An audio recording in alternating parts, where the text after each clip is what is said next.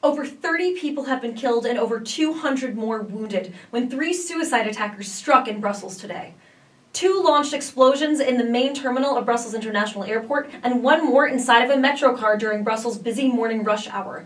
ISIS has claimed responsibility for the attacks, which has triggered fear in Western Europe that terrorist attacks have become the new norm. Have you ever met a Syrian refugee? Not here because I'm here in the US. Right. What's it actually like to work on the ground in a refugee camp? Well, today we're going to find out with Mike Nakonchik. He was there from day 1 of the opening of the Zatari refugee camp in Jordan to host Syrian refugees. It houses now almost 100,000 people. He's going to talk to us a little bit about his experience on the ground, his experience designing interventions, and his experience trying to take away some of the layers of bureaucracy that dominate and prevent refugees from doing work and gaining power within their own lives. He worked for... I'm Samantha Karlin, and I'm reporting from the New Hampshire primaries. This is the first primary in the country, and there's a lot of energy here.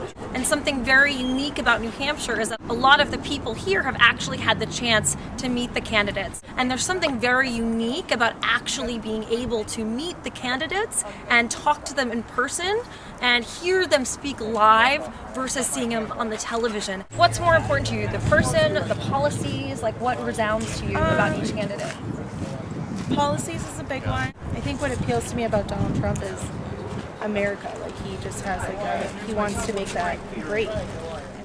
So what's been the most interesting thing that's happened to you today, interviewing people? I think the most striking thing is we've been focused on the undecideds in the state. The fact that 20% of people in New Hampshire don't make up their decision until primary day is kind of stunning, given the fact that President Obama made a historic trip to Cuba today, marking the first time that a U.S. sitting president has gone to the island since Calvin Coolidge did in 1928. Cuban Americans are still divided over whether or not America's rekindling of relations with the island represents a good thing, as many of them so vividly still remember the state-sponsored killings that took place after Castro took power. So many of you have heard of the TV show The Hills. Well, today we're going to find out about someplace that I think is a little more interesting, and that's The Hill. Now, Jen Brody is a second year at the Fletcher School of Law and Diplomacy. But before she came to Fletcher, she was both a legislative correspondent and a legislative staffer for one of the senators on the Hill. We're going to ask Jen, what's it like to be part of the system? What's it like to really work on the Hill? What is the bipartisan split like? What are the things that can be improved upon? And what really surprised her? El gobierno salvadoreño ha emprendido una ofensiva para contener la violencia de las pandillas.